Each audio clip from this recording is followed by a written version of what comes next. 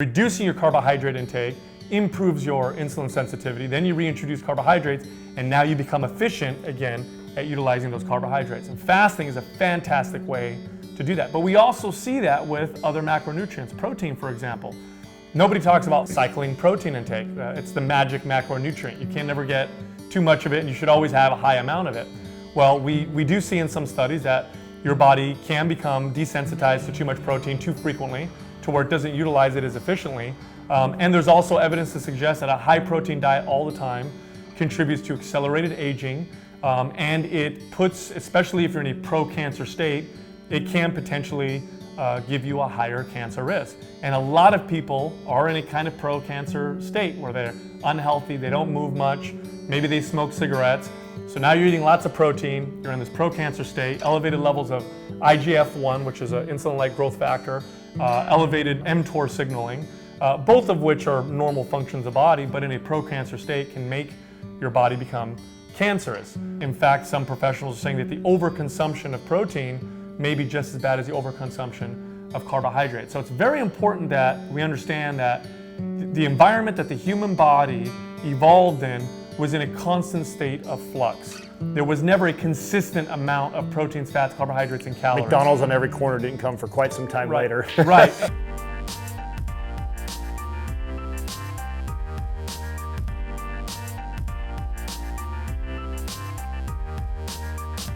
You look at multiple industries where you've had these really influential people. What made them so influential was their ability to communicate.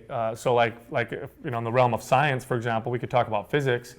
I could name some extremely intelligent physicists, and most people wouldn't know who they are. But if I say Carl Sagan or Neil, Tyson deGrasse or whatever, people know who they are because they can communicate very well. Carl Sagan wasn't the most brilliant physicist. He was a smart guy, but he communicated it very well, and so people were introduced to that field of science, and he opened the eyes of a lot of people, got a lot of people interested because he was so good at communicating it. And when it comes to health and fitness, the rules still apply. If you can communicate well and you can get people to want to listen and watch, and the average person, because that's who we're missing the average person.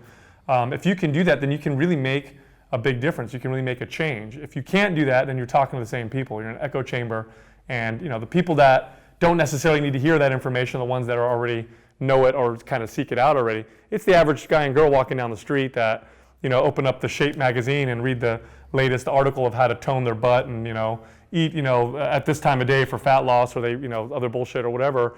They're the ones that need to hear the right information, but they're not, because it's boring or it's just not being communicated well. So Mind Pump, that's something I think we do very, very well. And we also we've got really good chemistry, and we don't discount that at all. It's we call it our superpower. We can sit down and record an hour podcast with no preparation, and there's very few people that can do that, and that allows us to gives us the ability to produce so much content that we can outproduce anybody. And it's not even that we're the hardest workers. We do work hard. It's that we can sit down and go. Well, I feel like ever since social media evolved, that 15 years ago, listening or watching a TV show or a radio show and how flawless it was and seamless was more important, where now I feel like with the ability to peer into famous people's lives, transparency becomes king.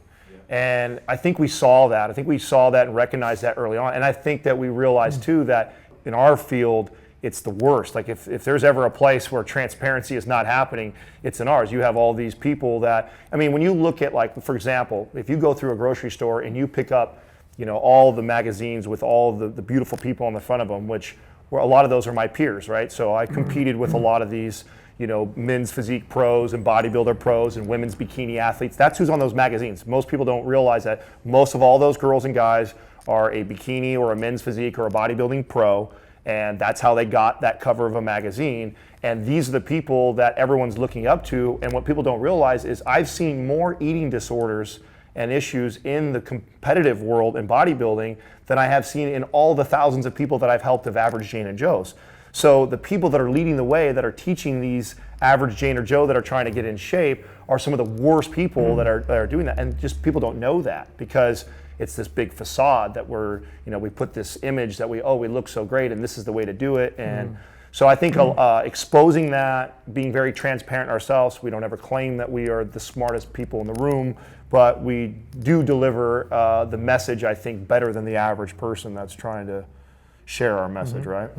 That's really key. I mean, we can kind of launch there with the eating disorders, because in your fasting video, you talked about that, your relationship with food. And I think a lot of trainers, a lot of fitness people don't really talk about gut health, environmental toxins, synthetic sweeteners. And then like you talked about, Adam, your relationship with food. So what aspect what are some key signs and symptoms of that, of like a poor relationship with food? Like, what would you say, like, so people can figure out, is that me? Like, am I just overly healthy, or do I have a dysfunction? Well, here's an example. Like, and I think I just gave this yesterday. I was talking to somebody because they were like, "Well, how do I know, like, if I have a bad relationship with food? Like, how do I know I have a good one or a bad one?" I said, "Well, if you look at food and you go like, that's going to make me fat.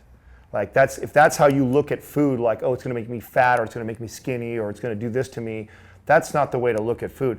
You want to learn to connect the dots on how that food affects the way you feel. And everything from your skin, your hair, your sleep, your mental clarity, to your mood, to your energy, your strength, like all those things, that the nutrition that we feed our body plays a huge role in how you feel. Learning how to connect those dots is, I think, essential to people's success with their relationship with food. And until you can do that, we're all working towards that direction of a better relationship with it. So I think right away a sign is if you look at food and you go, hey, that's going to make me fat, or hey, I can't eat that because of these reasons, there's your flag right away that you need to work on that relationship, because that's not necessarily true. And if you look at the average person, there's a major disconnect. The average person doesn't understand that the food that they eat is one of the top things that influences their well-being and their health. They really don't connect that to those things. So even when you go to the doctor and you have an issue, if you have cystic acne and you go to the dermatologist isn't going to even talk to you about your nutrition, your energy, your mood, irritability. Those are all connected. I mean, you put these things inside your mouth and your body every single day, and they become a part of you. It literally becomes a part of who you are, and it influences how you feel more than almost anything else. And so people have that disconnect to where they go and grab something, and the only signal that they pay attention to is what tastes good. Palatability is the driver behind the food choices that we make. It's not anything else, and it's all based on what tastes good, what's convenient, and I'm going to put that inside my mouth. And then you take it to the next step with the cosmetic fitness industry, and it's like what Adam's talking about. This makes me fat, this makes me lean, what's going to make me look the way I want to look?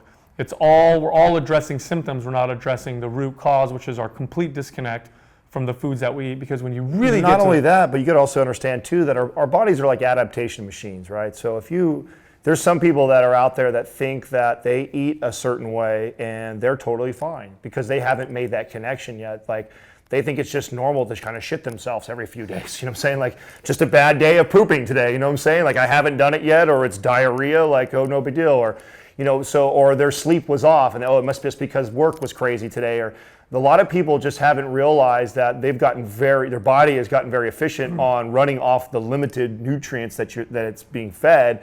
And that really, they haven't really cleaned their system out, fed it properly to know what good feels like. And so that's what a lot of people are like, oh, I feel great. I mean, I eat fast food, I eat this way. They have no idea, there's no contrast. So their baseline is so low that they don't even... Yeah, you haven't felt amazing yet. Here's a good test. I'll get clients who will hire me, and I'll tell them to eliminate a food group. So I'll say, okay, let's have no dairy, or let's eliminate gluten, or let's eliminate processed foods.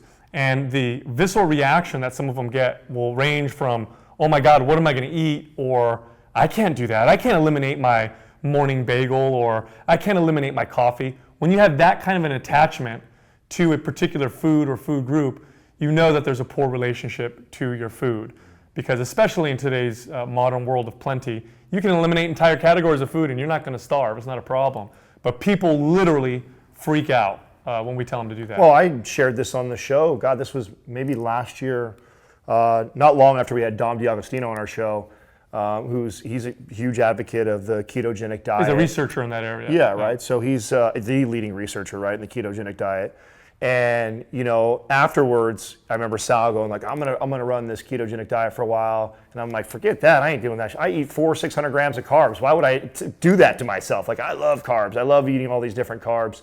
And I remember saying that, and then catching myself going like, oh, wait a second. Like, I talk about this all the time on our show that like, I shouldn't attach myself to a food group or a macronutrient.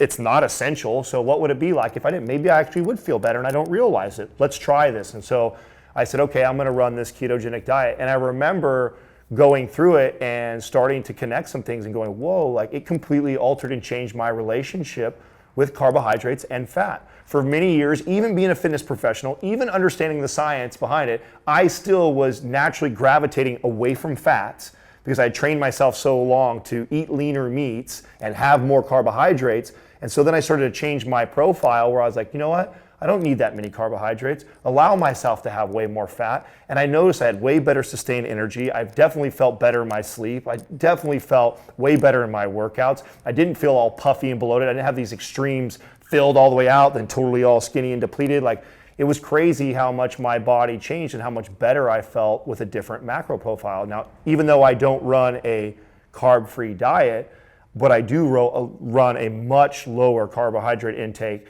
than I was doing just 2 years ago. He would have not known that had he not Right. taken that step. Because I felt, and that's why I'm so passionate about it when I talk to others, is like, when you first brought it to me, I was like, hell no, like, I'm eating 400-600 grams of carbs. Why would I want to take that away? I feel great. Workouts are great. I feel awesome. Or do I feel awesome? Do I just think I feel awesome? I haven't felt what awesome really feels like. And that really opened my eyes, being somebody who's a professional in the industry, someone who knows the science, and still was like, addicted to carbs in a sense, to where I felt that I needed to have that much.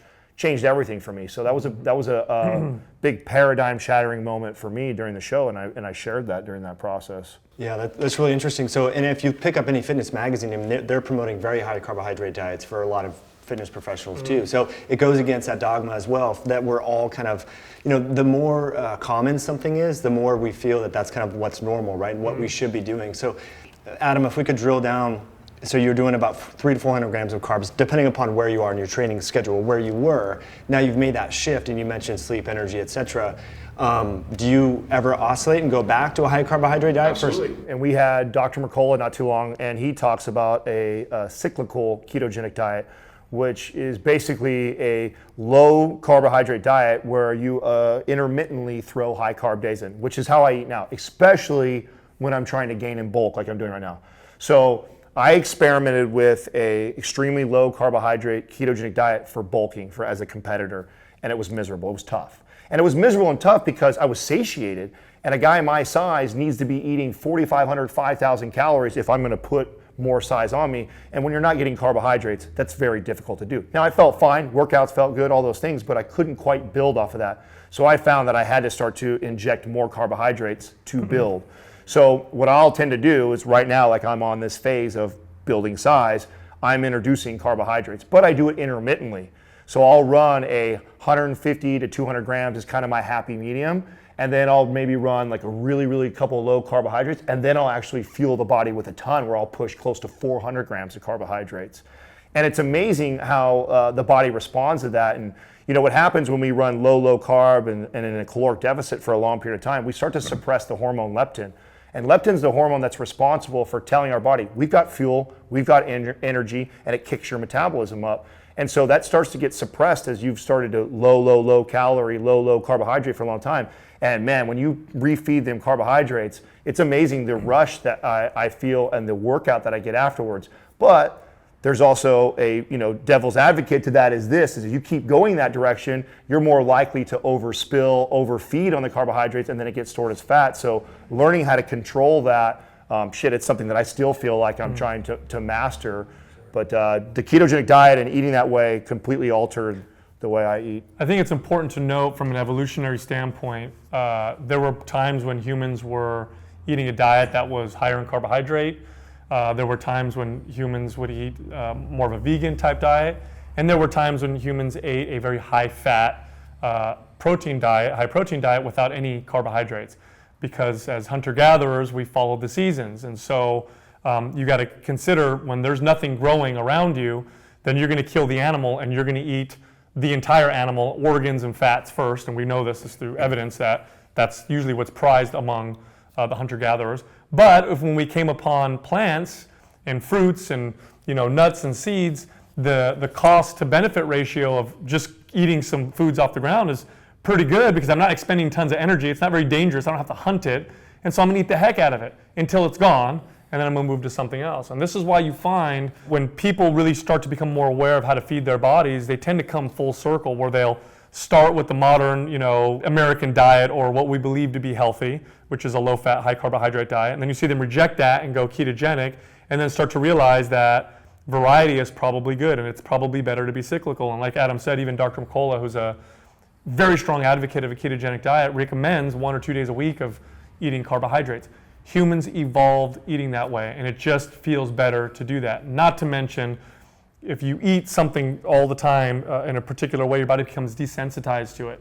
And carbohydrates are one of those things. Eating lots of carbohydrates, there's evidence to suggest that we become insensitive to insulin. We're insulin resistant. Well, reduce your carbohydrates for a while, throw some back in, and now you're really becoming efficient with utilizing those carbohydrates. And we've known this for a very long time. You see endurance athletes were the first ones to do things like carb loading. But what people don't realize is before they loaded on carbs, they would deplete on carbs and cause this kind of rebound effect. And they would eat the carbs, and then they'd get this kind of extra storage of glycogen and more energy. Bodybuilders were the next athletes to notice this, where they would deplete carbs and then reintroduce them, and they'd get the visual effect of the fuller looking muscles. But as fitness professionals, there isn't one. I mean, there are general rules that we try to stick to for health, but when it comes to macronutrients, even protein, it's a good idea to cycle through them, and the body just seems to work better that way, and it's healthier as a result. Beautiful. Love that approach. I think it's brilliant, and we can talk about fasting in a little bit, but I want to get a picture of like the seasonality. So right now in summer, as we're filming this, there's a lot of carbohydrates available, fruits are coming in season. So we talk about maybe like the microcycles, like within the week, high squat days, deadlift days, you would do more carbs, potentially lower rest days, lower carbs. But then what about the bigger picture? Are you eating, generally recommending for clients, more carbs in the summer and fall kind of thing, and then when the carbs are not available seasonally? I don't change my clients seasonally like that. No, and the reason why I don't do that either, and mainly because now we live in a modern society, and it's not quite that big of a deal. Now, if you go back again to the way we evolved eating, it makes sense, right? There is no fruit and tubers and whatever available, so we ate more meats, and incidentally, we needed more vitamin D and fat-soluble vitamins because of the lack of sunlight, and that's what you get with organ meats from animals. So it kind of worked out perfectly, or I should say we evolved or co-evolved with these cycles. But in modern times, I don't think it really makes that big of a difference. It's probably wise to consume more foods that are high in things like vitamin D, maybe I think what fishes. matters most when you're teaching others is focusing on the big rocks first, and getting to food rotation is the next level, right? Like, you first have to become aware of what you're consuming. It's also calories and macronutrients are like first and second. Like, know what you're eating.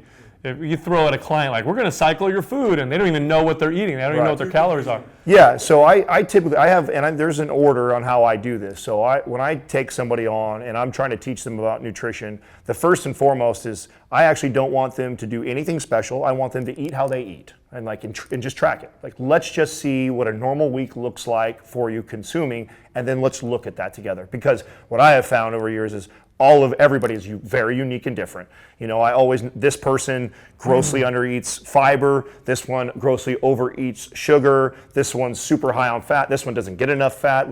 So everybody is really different. And so I want them first to assess their eating, and then I want to teach them about the macronutrients that are potentially that they're missing in their diet and how beneficial they are to their overall health, and then helping connect that for them, and then introducing that. Once I've got a client down where they are starting to grasp that concept, like, okay, I get it. I get why I need this protein. I get why I need these healthy fats. I get why I need fiber. Starting to put all this together, right?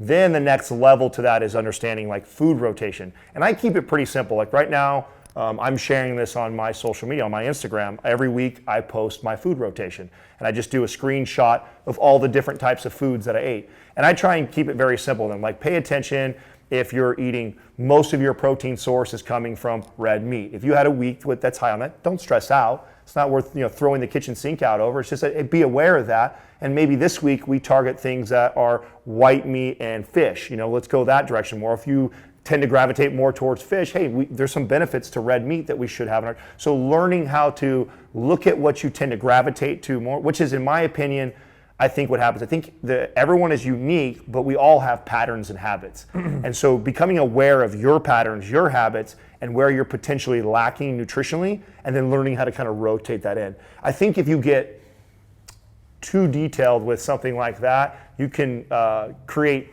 paralysis by analysis. And you blow people out of the water, and they stop listening to everything because it's just so complicated. I mean, you're talking about people that don't know how many grams of proteins, fats, and carbohydrates or calories they're consuming, and you're going to throw at them that they need to rotate their food. Probably not the best place to start, but you do want to consider too, with modern diets and modern ailments, food intolerances and food allergies are on a huge rise, and one of the things that has been connected to that is the overconsumption of the same foods. For example, rice allergies are highest in places that consume the most rice. And so when you tell people like rotate your food, one of those things is also trying to avoid potential intolerances they may build. They may have some leaky gut syndrome, and constantly eating the same things, introducing this foods to their immune system, which then builds antibodies. And next thing you know, hey, I always eat rice. How come all of a sudden I can't eat it anymore? Well, part of the reason that you can't eat it anymore is because you always eat it. And it just created this perfect environment for your antibodies to build up towards that rice, and now you can't have it anymore. This is why, too, if depending on the individual and what they say to me when they first hire us or talk to us, I'd say, okay, well, let's say you have somebody who comes in and they're like, they've got, some autoimmune issue, or they've, these aggressive headaches all the time, or just terrible energy. A lot of times I'll put somebody on like an elimination diet, where we try and pull everything out and we try and stick to something like that for about 30 days, and then we slowly reintroduce things and then assess that. You only do the high culprits like the dairies, like the sugars, like things that were more likely to be causing some sort of an autoimmune or some sort of a condition. Pull those out, then slowly reintroduce them, and then evaluate those markers and say, okay, is your sleep still fine? Is your headaches okay? Okay, good. This is probably okay. You're probably fine with this food. Now let's reintroduce this. And we keep reintroducing until we find the culprit that, it looks like you could potentially have an autoimmune to this type of food. So that's kind of how, and that's why it's very unique to each person. Telling this person to rotate or eat on this type of diet, it's like, I would never pigeonhole myself into one way. In fact, we always got to be very careful on Mind Pump, because as we share information, sometimes we'll get excited and you can feel that energy from us talking. Like when we went to the ketogenic diet, we were all very fascinated by what we all felt. And then the next thing you knew, we had like this keto wave. Our private forum, it's all they were talking. Everyone's talking keto this, keto that. And it was like, whoa, pump your brakes.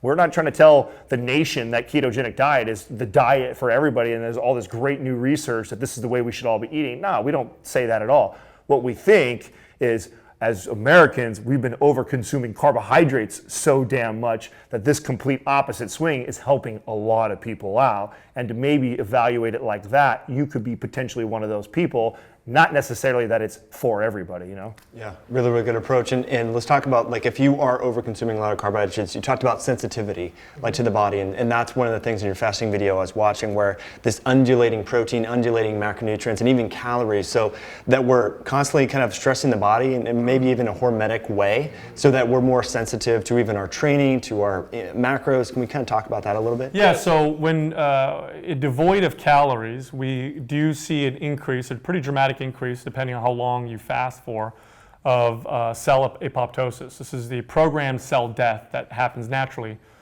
in the body. It's a very good thing that happens. When that doesn't happen, you get things like cancer, right? When you fast, you increase your body's ability to kill its old cells. When you reintroduce food, you've actually, during the process of fasting, you stimulate stem cells. When you reintroduce food, you see this rebuilding of new cells. You actually rejuvenate your body, and you see things like reductions in cancer risk. Insulin sensitivity goes up. Insulin's an interesting hormone. It's got lots of very important functions in the body, but when you're constantly exposed to high levels of insulin, your body adapts by reacting to it less and less. And this eventually can turn into prediabetes and diabetes, where your body just stops reacting to insulin. Reducing your carbohydrate intake improves your insulin sensitivity. Then you reintroduce carbohydrates, and now you become efficient again at utilizing those carbohydrates. And fasting is a fantastic way to do that. But we also see that with other macronutrients. Protein, for example. Nobody talks about cycling protein intake. It's the magic macronutrient. You can never get too much of it, and you should always have a high amount of it. Well, we do see in some studies that your body can become desensitized to too much protein too frequently, to where it doesn't utilize it as efficiently. And there's also evidence to suggest that a high protein diet all the time contributes to accelerated aging, and it puts, especially if you're in a pro-cancer state, it can potentially give you a higher cancer risk. And a lot of people are in a kind of pro-cancer state where they're unhealthy, they don't move much, maybe they smoke cigarettes. So now you're eating lots of protein, you're in this pro-cancer state, elevated levels of IGF-1, which is an insulin-like growth factor, elevated mTOR signaling, both of which are normal functions of the body, but in a pro-cancer state can make your body become cancerous. In fact, some professionals are saying that the overconsumption of protein may be just as bad as the overconsumption of carbohydrates. So it's very important that we understand that the environment that the human body evolved in was in a constant state of flux. There was never a consistent amount of proteins, fats, carbohydrates, and calories. McDonald's on every corner didn't come for quite some time later. Right, and so we've solved the problem of malnutrition, or we've solved the problem of starvation in modern societies. Very few people starve to death in modern Western societies, but now we have the unintended consequence or side effect of having easily accessible, highly palatable foods at our disposal all the time. They're very, very cheap. And we've never been in a situation where we've had to navigate through that. Never has mankind had every food and every flavor available to them where they can literally just say, well, I'm going to choose what I want to eat and what tastes good. It was what was available. And it's getting worse before it's getting better. I mean, we're with technology evolving. I mean, God, it's so fascinating to me now. We could all be sitting here right now and someone could slyly pick up their phone and we could have 4 cheeseburgers delivered to us within the next 15 minutes and never have to get up. And yeah, it is, and we love it because it's convenient and it makes our lives better because we can do other things. But does it really? And then you have to ask yourself, like, when we start, and that to me, a lot of the problems that we see happening is a lot of it's due because the lack of movement with the combination of poor nutrition. Because that's where it becomes really deadly. That's the magic, right? It is. It's because you're always going to have those people on the other side, like, oh well, I look great, feel great, and I eat all these different foods that are told to me that aren't very good for you. Well, you also exercise and move a lot, and you're not the average American. The average American is not moving more than about 4,000 steps a day, which is sedentary. And even if that person who is moving 4,000 steps a day gets a 1-hour workout in, they're still considered sedentary.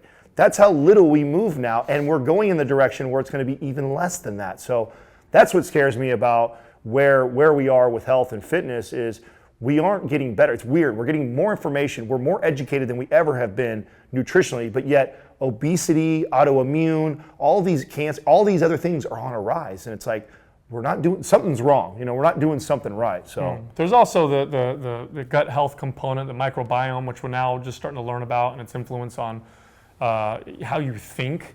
We're finding a very, very strong connection there. And our food is not promoting a diverse, healthy microbiome, not to mention the chemicals that are found in foods, which we tested as being safe, mainly because we didn't even know to test for its influence on the microbiome. And now we're finding that it's got a bad effect on the microbiome. It's becoming less diverse with every generation. And so it's no surprise that autoimmune issues and food allergies. I mean, when I was a kid, I'll tell you what, I can remember maybe one kid in the entire school who had a peanut allergy. Well, now there's entire classrooms that are peanut-free or egg-free. It's a silent problem that's becoming an epidemic, and it's all related to how we eat. Mm-hmm. Gut health and the immune system. It's funny, every airline you get on now in Southwest, it's like, oh, we can't have peanuts today, guys. Sorry, there's someone with a peanut allergy. Mm-hmm. Really interesting stuff. So going back a little bit to the fasting component, because I think that's a big element of fitness that's not really taught. Like a lot of people are, you have to eat every 3 hours to stimulate muscle protein synthesis and so forth. So by kind of restricting undulating our intake of calories and protein and so forth, we can become more sensitized. So fasting is actually an element that can be used not only for health, but even for fat loss and hypertrophy. Absolutely. What we need to understand is the state of your body that's going to promote the best ability of your body to adapt to stressors is a state that is in optimal health. Building muscle, burning body fat are forms of adaptation that happen because of a stressor. So when I lift weights, the fact that I'm lifting weights and causing micro tears in my muscle fibers and creating inflammation, all these other things, that's a stress on my body. It's a good stress. Stress isn't all bad. We need certain types of stress, but it sends a signal my body to start to adapt to that stressor. If my body's in a state of optimal health, it is going to do that in a better way. It's going to adapt faster. It's going to build muscle more efficiently and effectively. It's going to burn body fat more efficiently and effectively. Of course, if we look on the extreme end of that, in extreme poor health, how effectively are you going to build muscle and burn body fat if you're sick, if you have the flu, or you have some kind of chronic disease?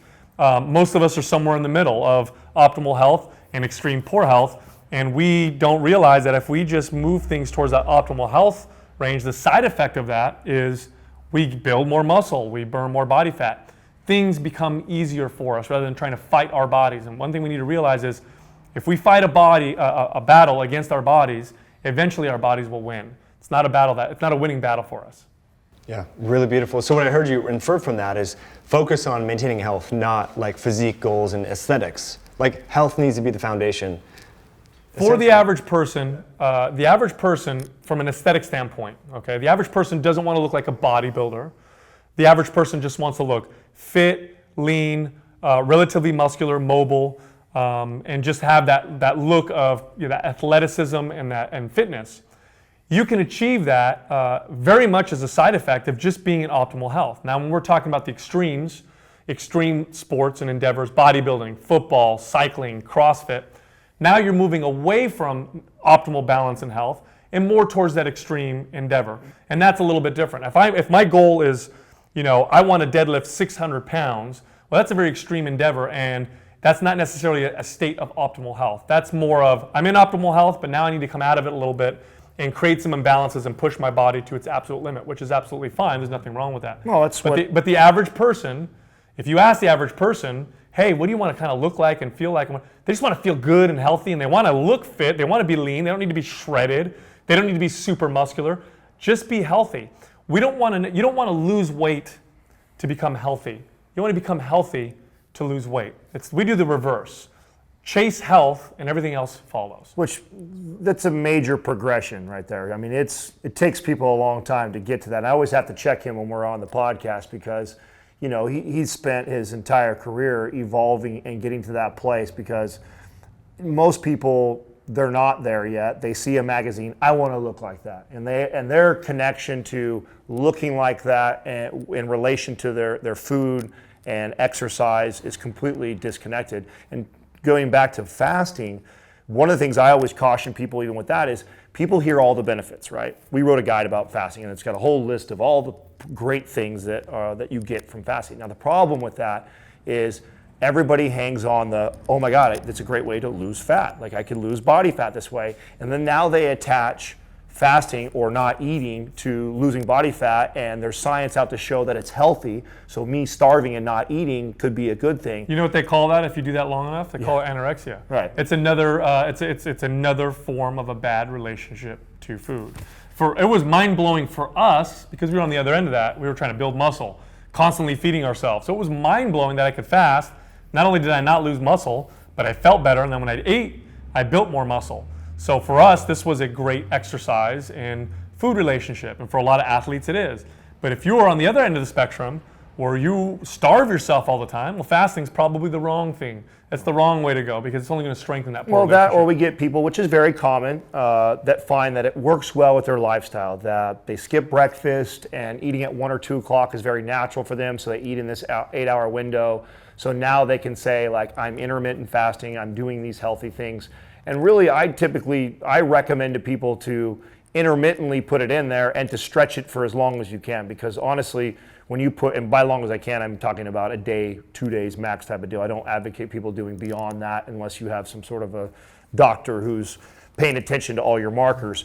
But pushing on 15, 20, 24 hours of a fast is where we start to see some really good benefits, but doing it intermittently, not doing it every single day where you're trying to do that. Like, hey, I've been consuming quite a bit for the last 2 or 3 weeks because I'm on this bulk. Probably a pretty good idea for me to throw in a day where I actually just take away everything for a solid 20 to 24 hours.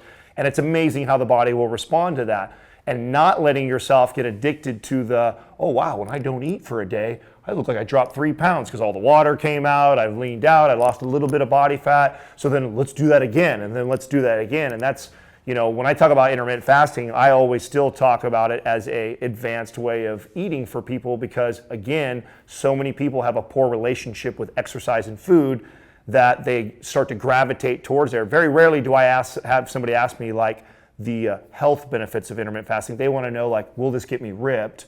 Or can I still build muscle and do that? Well, yeah, absolutely. Both those are yes, but I caution them with, listen, like, it can also turn into also a poor relationship with food too, that you start to see like, oh, the more I take away and starve the body, the leaner I get and the more body fat I lose, which that's not the idea. The idea is to intermittently put it in there, Kind of like training in a sense. It's pulsed in one regard.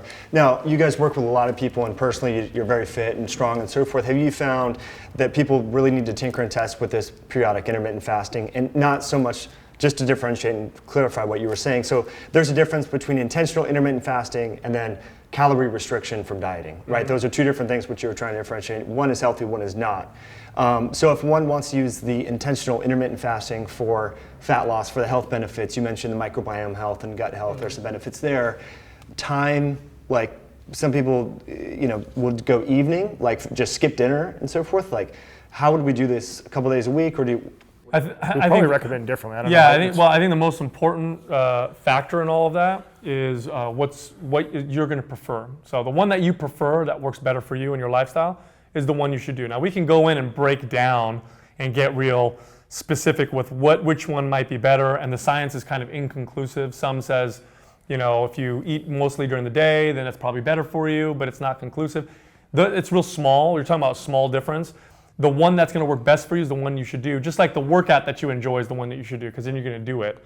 If we start to get real specific with that, I think people, like if I hate eating all my calories at night, then why don't I just eat them during the day? Even if it's a little bit worse, it's such a small degree of difference, then it doesn't even matter. So I always tell people, do what works best for you when it comes to that. I recommend a 15 to 24-hour fast for intermittent fasting typically as well. I'll start people off. And I have a little bit different strategy where I tend to treat it similar to the way I treat training and what I said about food. I find that we're creatures of habit, and one of the best things to see the most response or change or results from anything is to go the opposite of, or the furthest from where you currently are. So if you're somebody who easily could skip breakfast, and so you fasting till noon or 1, like Sal was saying, you're going to gravitate towards something easy, I'm going to push you the other direction. I'm going to ask you to, okay, well, you tend to eat most of your calories at nighttime. I'm going to take that away from you, and I want you to try and fast. And what I like about that is it helps the relationship with food, that you realize, oh, you don't need to do that all the time. And it helps you connect those dots, where sometimes we get in the habit of always feeding ourselves every 2 to 3 hours, that we think we need food, or we're going to die, or muscle's going to fall off our body, and I'm going to be awful, I'm not going to have any energy. And I like to show people that that's not the case. Like, you'll be surprised, actually. Watch. It might be tough at first because you have habits, and a lot of that's psychological, it's not really physical. And once you start to connect those dots, that, oh wow, physically I'm okay. Psychologically it was challenging for me. So once I break through that psychological barrier, I find that I get more progress with somebody by putting them out of their comfort zone and actually restricting in areas that is not comfortable for them. I find if you are already a breakfast skipper and now you just push it out for 1 or 2 more hours, I think the benefits are less for that person than the person who is always skipping breakfast. Now they have to eat breakfast because they know they're not going to eat at all until the next breakfast. That person's going to have a hell of a time doing that, and is probably going to see a lot different stuff than the other person. So I tend to push people in the direction that's furthest from what's closest to what they're already currently doing. I believe the rules of adaptation kind of apply everywhere. Like if we're used to this kind of stress already, giving that same kind of stress just a little bit more in that same arena, we're probably going to see less results than if we actually take something that's totally out of our realm. Just like you would with somebody who is a total power lifter, never lifts more than 5 repetitions, heavy weight, long rest periods. Well, if I want to see the greatest change in that person's physique, I'm going to take them and put them on like a circuit-based training, low rest periods, lots of reps.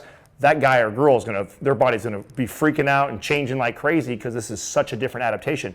You take that same person who likes to train 5 reps heavy weight, and I go like, oh, let's do 6 to 8 reps now, a little less heavy. How much are they really going to change from that adaptation versus something extremely different? So I do the same concept with dieting too, as I try and challenge my people to go completely away from what they're comfortable with to try and connect those dots. Like, is it really going to kill me? Is my muscle really going to fall off? Do I really feel that bad? Or is it actually okay? And maybe I actually feel really good not eating all that food right before bed. So. That's so key. I used to be a breakfast person. Like I had to eat breakfast or else I'm gonna like faint or get all weak and all that. And then I've been switching it, doing just like you said, like just switching things around. And yeah, it makes a big difference. And like you said, it changes that connection with food and so forth in a different way, which is kind of how we launch. And I kind of want to finish off with that in mind. Is weight training and physical exercise key to having a healthy relationship with food? Because we were talking about earlier how people just eat a bunch of junk food and their baseline is so low because they're not physically fit. They're not causing their body to endure this stress. So I think in your estimation, is that an important element if someone wants to? I think when you look at it's the most important. When you look element, at total wellness, it's all part of that sphere.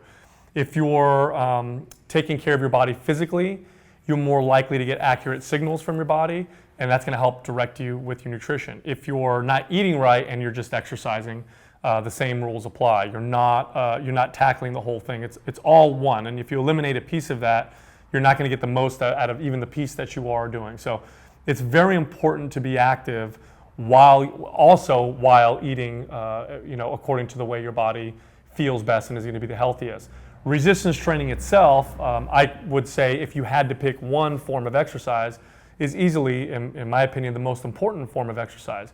It directly influences hormones in a positive way, much more than any other form of exercise. Strength, flexibility, balance, mobility. It's the most individualized form of exercise. More carryovers from strength training than almost anything else. Else, and the problems that we encounter in modern societies revolve around obesity, and nothing amplifies your metabolism like resistance training. In fact, other forms of exercise have a tendency to depress the metabolism. Like excessive cardiovascular activity tells the body to become very efficient with calories, and you start to burn less calories. And if obesity is a problem that you're tackling, like most people, that's probably the last thing you want to do. Well, it's circling back to what we first started to with evolution, is I think that it's more important now than it ever has because we aren't moving very much. Now, 100 years ago, when you had to go out, slaughter the pig, you were up at 5 o'clock in the morning, you're doing yard work, and you're having to carry this 200-pound thing over your shoulder. I mean, you were burning calories. You were exercising in a sense.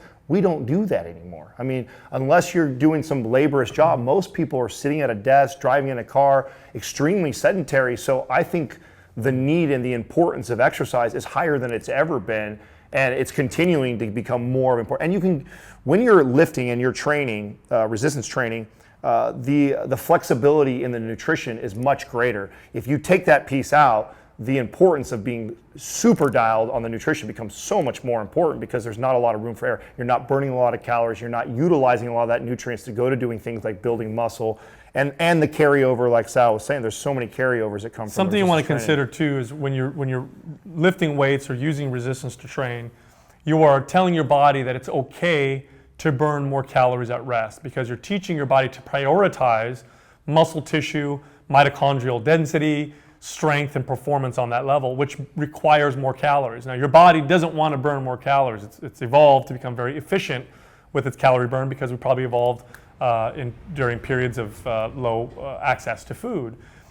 Burning calories manually, like lots of cardiovascular activity or even just being active, there's lots of health benefits to that, but if you just rely on that, your body starts to adapt to that as well. And they've actually done studies on modern hunter-gatherer societies, and they find that they don't burn that many more calories than the average desk worker, although they're far more active. Their bodies have actually adapted to the amount of movement that they're doing. So really, the reason why resistance training is so effective isn't because you're burning tons of calories while you're doing it. In fact, resistance training in comparison burns less calories than other forms of All exercise. that expensive tissue. It's because it's telling your body that it's okay to burn more calories. And if we look at the problems of modern society, that's going to directly solve many of the problems that we encounter, which is we need to be able to burn more calories because we're consuming too many and we're becoming obese. So resistance training, hands down, bar none, the most important form of exercise for modern societies.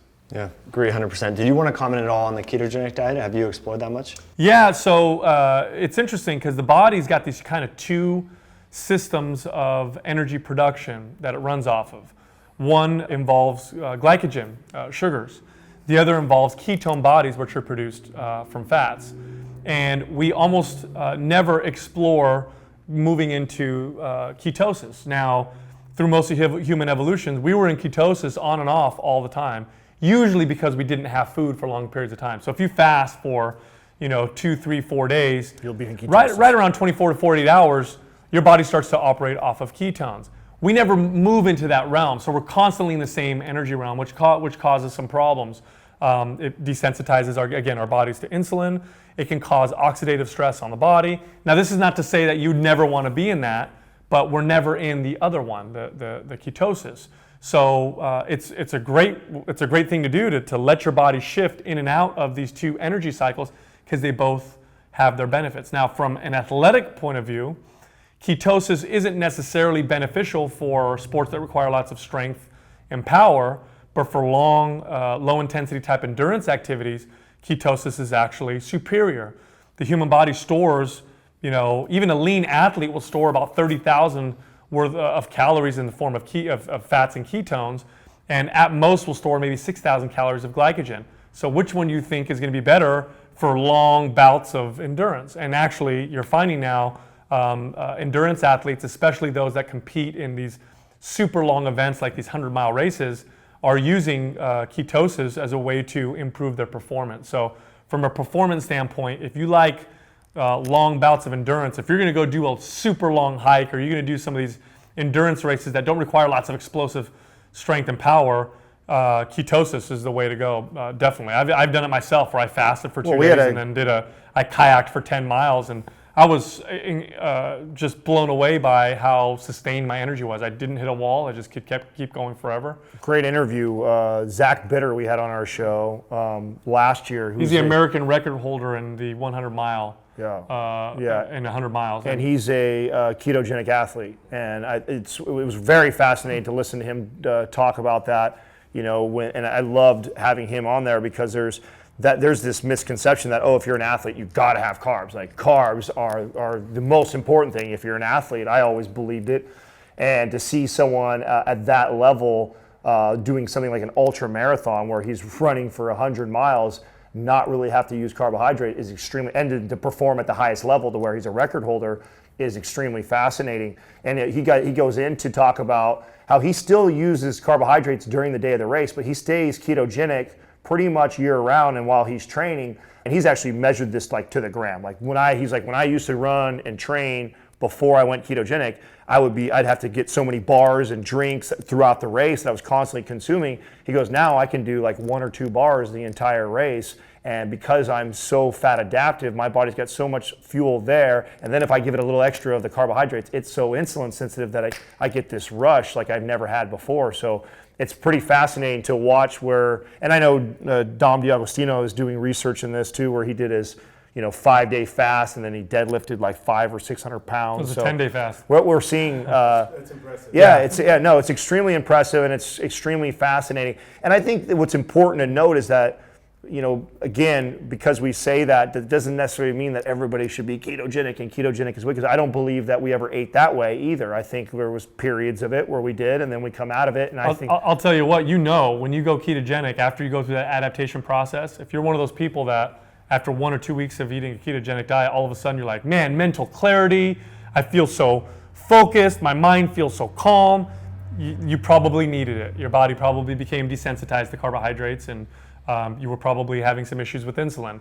And you see that with like Alzheimer's, for example, where they put them on a ketogenic diet and they have marked improvements in cognitive ability. And some scientists are calling Alzheimer's type 3 diabetes. Well, they say too, though, who was it we were talking to? I don't remember who we interviewed, talked about how long the average person has diabetes before they're even diagnosed with it. Like you become that way, you're doing damage that way with the overconsumption of carbohydrates well before you became diabetic. So a lot of people are walking around pre-diabetic and they don't even realize it because of the overconsumption. So very, very good point. That's cool. Guys, this was awesome. All right. Yeah. Anything cool. else you wanted to? Man, no, We covered a lot of bases. I think there are a lot of really good sound bites. Yeah, Cool. no, man, No. I think it was really good. Yeah, it was Yeah, great points.